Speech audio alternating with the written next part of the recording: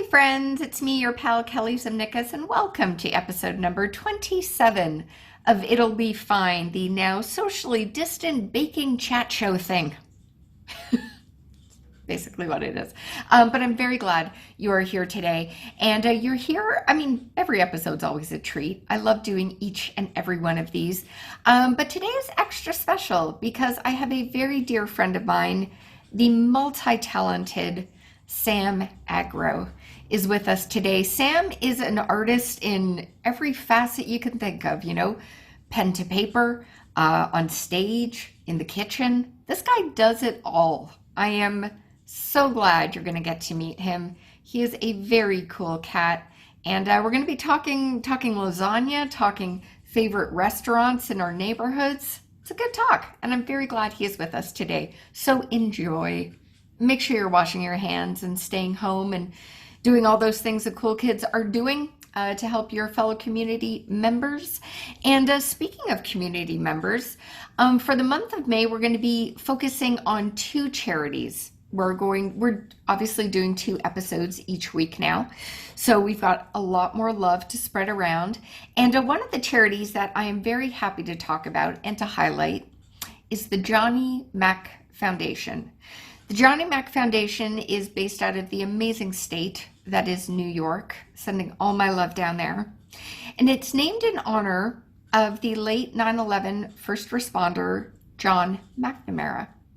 John is not someone I met, but I am friends with his widow, Jennifer.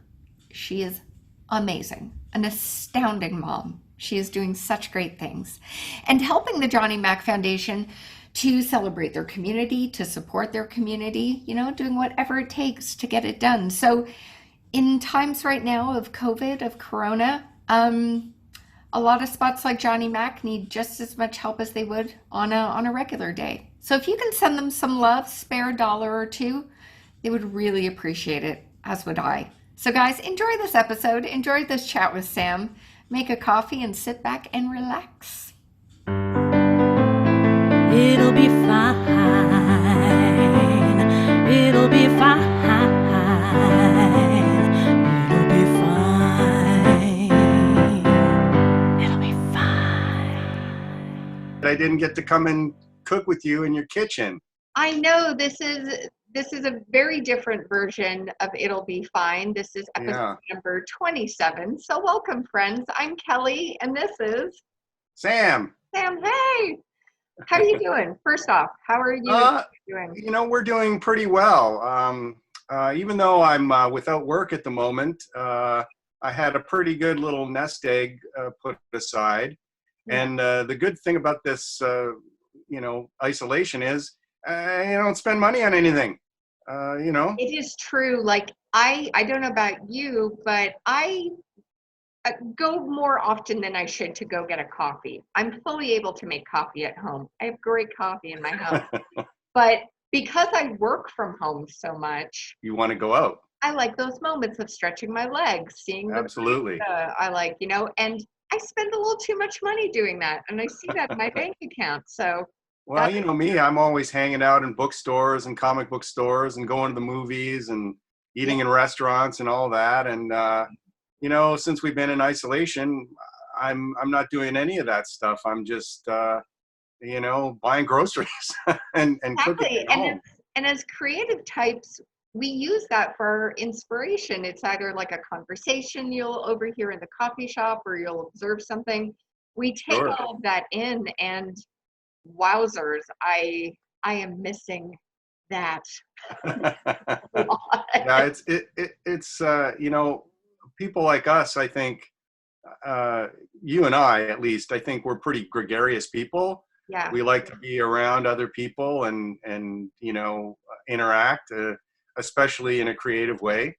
I was really looking forward to Toronto Cold Reads coming back. I really enjoyed being part of it last year. Yeah. And I have a play I've been working on, and I had a section of it ready to go to. What's that? I almost spilt my tea. I hit the edge of my table. Oh no! Be careful. It's cold tea. It's good. It's hard to judge distance.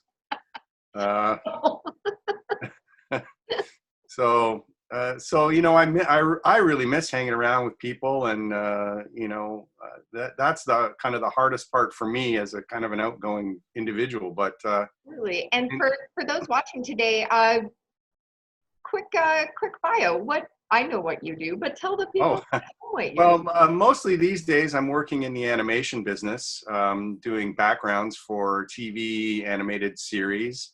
Um, in the past, I've also been a storyboard artist for both animation and live action. Generally I make my living. Oh, Well, I did do improv for a yeah, very, that's very long good. time, Yeah. and I was sort of semi-professional, I guess. I did occasionally make some money doing a corporate gig or a murder mystery or something like that. But that hasn't really been part of my income for quite a while. Yeah, Yeah, and I dabble around in comic books and stuff like that as well. absolutely. Yeah, I've got some comic books. Let me go pulling out. Just hold All on. right. Oh, Yeah, I didn't know this was going to be a nerd chat. it can be. I Well, it can be. miss We're talking gonna to all talk. my Oh, this is the first one on the pile. Wonder Woman. Wonder Woman. Well, yeah, there you go. Yeah. Uh, She's a great hero. One of the big three at DC. 1988. This is Wow. a 1988 one. On the back, it's got an ad for Buck Rogers board game. Yeah, board games. I'm surprised that even in the '80s there were any board games still being sold. I think it was Oh, that's crazy. already Oh, video games were starting to take over. I got this here.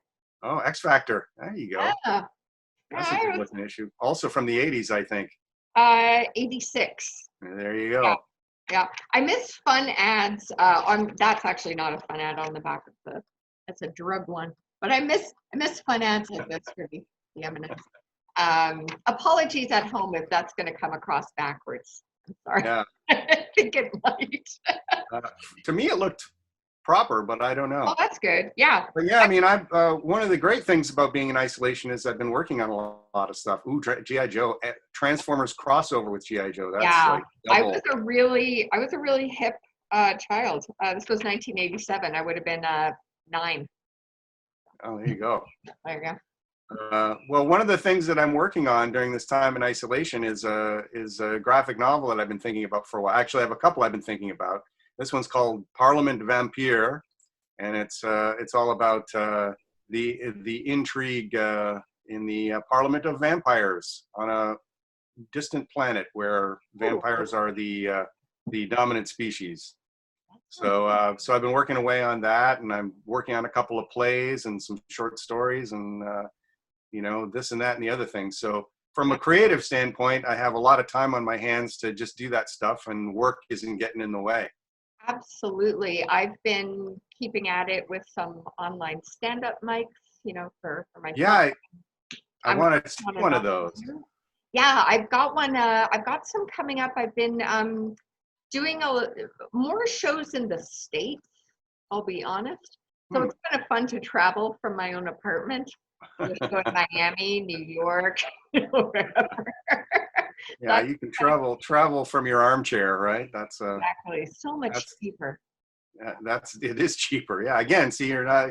It's easy to save money when you're not going out all the time. Exactly. Food-wise, though, you're a great chef. I've been lucky enough to come over on occasion for a dinner.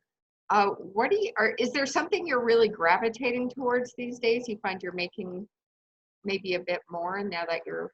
Well, we're definitely cooking more at home. We do order out, takeout or delivery now and then. But since we have so much time, we're just cooking at home as much as we can. And I'm making the usual things that I make. I like to make soup, and Beth makes a good chili with ground turkey, which we love. And I'm trying. I want to do some baking, but I can't find any yeast. That's To do a little baking too, but I gotta track down some yeast first, or I gotta do that thing where you use the pineapple juice to draw the yeast out of the air or whatever. But I didn't know that thing. Yeah, you can mix pineapple juice Oh, with a little flour, and you kind of leave it open, and the natural yeasts apparently will infest it, and you'll get a starter. But I think it only works as a sourdough starter. But okay. That's a yeah, great tip. what's that? That's a great tip. I didn't know that Yeah. was a thing. Huh. Well, somebody posted it on a microbiologist posted it on Facebook. I think it was sort of like, well, don't tell me you can't find yeast. It's all over the place in the air. So so I'm gonna hopefully do Terrible. something like that. That sounds like a terrible song title. Yeast is in the air. It does, What is yeah, in the air? yeah. It's right up there with speaking moistly. Speaking moistly and put yeast in the air. It's I love how Prime Minister Trudeau, you saw it on his face. He's like, oh, I'm no. going there. We're going down this road. He instantly regretted saying it, like just instantly. It's like, oh, I should have thought of a better way to put that. But as faux pas go, I think our leader is doing quite well. I think Yeah. that's a pretty innocuous mistake to make. But it was very amusing, and I like that little song that somebody came up with it. Yeah. There has been some stuff. On another note, with regards to Trudeau, someone put together this really cool Lego video with him talking to kids about being at home right now. Because I mean, Oh yeah, I saw that. that Yeah, that was very good. it's so great. It's a scary time for a lot of us, no matter what age you are. And I just thought that was pretty awesome. It's got to be super hard for kids, like you can't go see grandma and grandpa, you can't hang out with your friends, you got to stay away from people when you're out in public. It's hard for kids to understand and appreciate that. So it was nice. It was nice that he said what he said, and whoever made the video with the Lego people, that was really a good way of getting it out there for kids to kind of get an understanding of what's going on. But Absolutely. Yeah. And for me, I always find being in the kitchen very meditative, and it's a really great place for me to just like take my stress away. I'll make something. But then because I live alone, I like to share what I make, and I can't do right. that part right now. So I'm not baking as much, but I did some the other day. The last episode we had my friend Desta on, and we made strawberry shortcakes Yeah. together. So I just batched down and just made a personal one. But yeah, like I can't really share my stuff with anyone. Yeah, it's hard. I mean, I enjoy cooking for guests too, as you know, and it's just it's still nice with me and my lovely wife Beth. We enjoy eating together. And last night I just made some chicken cacciatore with some pasta, and that was really delicious. So I haven't quite gotten around to making my real comfort food, which is lasagna. Uh, Ooh. yeah, lasagna is it's a very tricky, I shouldn't say tricky, it's not really tricky, but it's a sort of a complicated process because you got to do all the layering, and you got to make the sauce. Well, was it a I can't think of what event I was hosting, but you made a lasagna. I think for an Oscar party I hosted one year. I think maybe I did bring one to one of your Yeah, Oscar parties, yeah, a couple of years back. so Um, good. Yeah, well, that's it's sort of my grandma's recipe. Although I leave the sliced eggs out. My grandma used to put sliced eggs in Okay. it and peas, but Beth's not so fond of the peas and sliced eggs, so I don't put those in myself. But it's sort of based on my Sicilian grandma's recipe, and it's my go-to sort of comfort food. I really love it. Absolutely. Is putting eggs and peas in it, is that something native to the part of Italy that she was from, or? I'm really not sure. I mean, lasagna, much like pizza, is sort of a leftover dump. you know, you're like, oh, what do we got? Well, we got a little sausage, we got a couple of eggs, we got some peas or carrots or whatever hanging around. We'll throw whatever into the sauce and add the cheese and the noodles and turn it into something brilliant. But I suspect it was a way of kind of taking the end bits of stuff you had left before they start to spoil, you want to use them. So. No, that's true. Yeah. Oh, I could go for a good slice of lasagna right now. Oh, yeah. I actually have one of my favorite cookbooks. We've used it on the show before. It's from a diner in New York called the Comfort Diner. I don't know if this cookbook is easy to find anymore, but do a search on Amazon for anyone watching at home if you want to pick this up. They've got one of my favorite mac and cheese recipes Oh, nice. ever on it. They just really keep to like this cookbook's great because the person who wrote it really, like you did, pulled from like grandpa recipes, Yeah.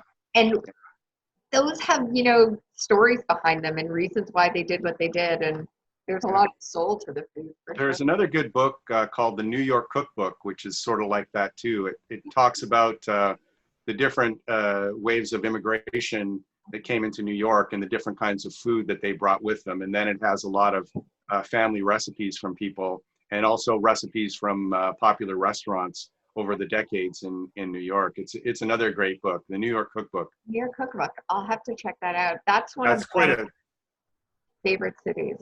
yeah. Well, you go there a lot. Yeah. I do. I've actually only been to New York one time in my life. I did a big road trip with our mutual friends Gary Pearson, Dave Healy, and Warren Wilson. Oh, the Way, trips. way back in the old days when we were still doing the sketch comedy as Dangerous Poultry. Oh my gosh, yeah. Yeah, so that was quite some time ago. But Beth, of course, is a long distance runner, and she's done the New York Marathon 2 times, and she loves it down there, and it's her favorite marathon run. Yeah, my dad did the New York Marathon. He's only done it once. He did it as a challenge to himself when he turned 60. Wow, good for him. Yeah, I love that my dad was like, you know what, I'm gonna run a marathon. Let's train for New York, and he got in. It was Wow, quite that's fantastic. fantastic. Well, now I feel bad because I turned 60 in September, and I have no plans whatsoever to do any long distance running. That is not on the table. That's not happening. In a perfect world, if we were able to like get out and go to our favorite restaurant, is there any spot in Toronto that you are really craving, like to actually go there and be in the restaurant? Is there a favorite in New Oh York? boy, there's so many. Yeah, exactly. Well, I'm a really big burger fanatic, Mm. and I have made hamburgers a couple of times at home since we've been in isolation. But I really love the hamburgers from Burger's Priest, and usually about once a week, I would. They've got one on the Danforth now, Mhm. and I used to go about once a week to grab a burger at Burger's Priest, and I really miss them. They're such a What's your nice. favorite one on the menu? I get a very basic burger. I just get the usual toppings: lettuce, tomato, mayo, and pickles. And it's just such a beautiful little slider, really good meat. And then I get the fries, which are also really great. Yeah. And I love those. We have a restaurant that opened not long ago in our neighborhood here, just up on the Danforth, a couple of blocks from us, called Hmmm. It's an Indian restaurant, and it is so yummy, and they have a really nice atmosphere there. And Beth and I would go there quite frequently, and of course now it's difficult to do. So Yeah. yeah, Are they doing takeout or delivery right now? yeah, we did get takeout from them one time, and I think probably we'll do it again soon. Yeah. There's also an Italian place we like called Treci, and they have some really nice Italian food. That's also within walking distance of our house now. When we first moved here about 20 years ago, the area hadn't gentrified much. It was kind of a sketchy area, Woodbine and Danforth. But they put in a couple of condo units, and a lot of people have moved into the area, and so a lot of really interesting restaurants and shops are opening up. And Sorry. It's one Okay. great thing about Toronto that we do have these amazing food options here. And for anybody watching at home right now who is in Toronto, you can there's a number of spots doing like takeout or delivery service that Yeah. if you can support them, definitely give them your time just so they can, you know, keep it going. I really agree. Toronto has a great restaurant scene now, which was not the case when I first moved here 30 plus years ago. There was a lot of chains and there were a few good restaurants. But now there's just so much variety and there's such a vibrant restaurant culture here. And I'm hoping that it isn't decimated by this because it's one of the great things about living in Toronto now. It really, really is. There's such a great scene. And like folks who watch the show know that I work at a run. I don't run it. I host at a brunch Right. restaurant. And it brings people in from everywhere. Like the restaurant I was at, which will remain nameless, was featured on a Food Network show where they go around town highlighting restaurants. Right. Anytime that re-airs, we get in so many people from all over. Uh, Wow. you can try it, and it's wonderful. And I genuinely miss that interaction with people coming by and just being so excited, like, oh, I heard about this. And, you miss. But I know that it's challenging for you when you're hosting there. Oh, hell yeah, yeah.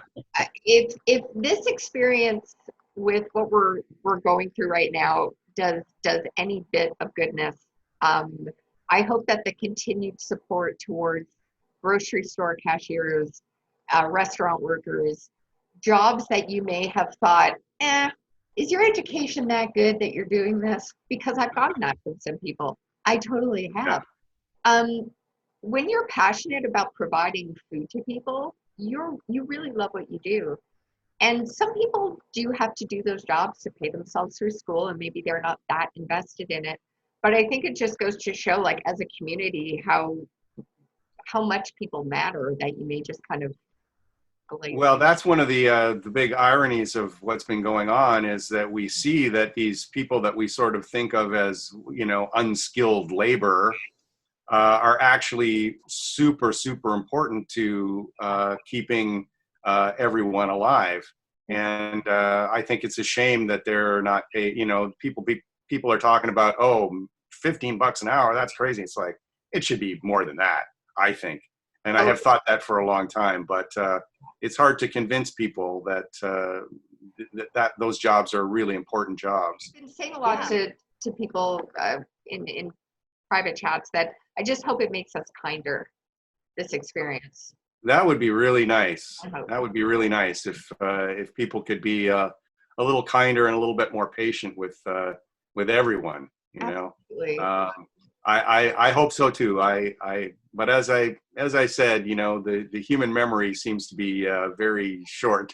It's like, oh, what? Yeah, they helped us out during the crisis, but that was what, 6 months ago? What have they done for me lately? So I don't know how it will go. Human nature being what it is, I don't know how it will go. But I'm holding out. hope so. I'm holding out hope. I could really go for some of your lasagna right now, though, man. Yeah. Well, listen, I want a rain check when we are able to interact again. I want to come and cook something in the kitchen with you. Yeah, we had talked about, for those at home watching, Sam and I were going to get together and make my mom's zucchini bread recipe. Right. Well, it's funny because it's like I've been watching a lot of your other programs, and you have these delicious desserts and and then you're like, what about zucchini bread? And I'm like, what, is this a way to trick the old guy into eating his vegetables? I love zucchini bread. No, I'm just teasing. I'm sure it's really, really good, but it's just you made that big pancake in the oven, that huge panakuchen or whatever it was, and I was like, oh, that's cool. And then you're like, oh, let's make zucchini bread. I'm like, oh, all right. All right. No, I'm sure it's super yummy. Actually, we have some friends who have been bringing us baking from time to time. So we've had some nice banana bread from some of our friends. Yeah, I made a banana bread with Paul Coster in a previous episode. Yeah, that's right. Yeah, I saw that episode. It's a great, all these episodes are great, by the way, people, especially the ones where they actually were able to get together and cook, unlike this, which is just, general yakking and goofing Chit around. chat. But you know what? I appreciate doing this because it's definitely maybe kickstarted a craving. Maybe I'm going to order something tonight on the Italian end of things. Ah, well, You know? there's a lot of great Italian restaurants in Toronto, so. Such a good one. Near me, there's a spot we went to for my birthday last year, five doors north. Oh, in really? Eglinton. Super good, yeah. And they're doing takeout and delivery, which is pretty great right now. Is that the same people that had the nose? You asked me that once before, and I can't recall. I want to say yes. But anyway, but we went there for one of your birthdays, didn't we? Yeah, it was last year. Yeah, last year's birthday. Yeah. Yeah, it's super, super yummy food. Like, oh my God, so good. I know. This is very Pavlovian to me right now. I'm like, I need Italian food. Yeah, it's like somebody's ringing the bell and making you drool. You get that. Maybe when you do come into the show, let's make a pact to do an Italian dessert. Sure.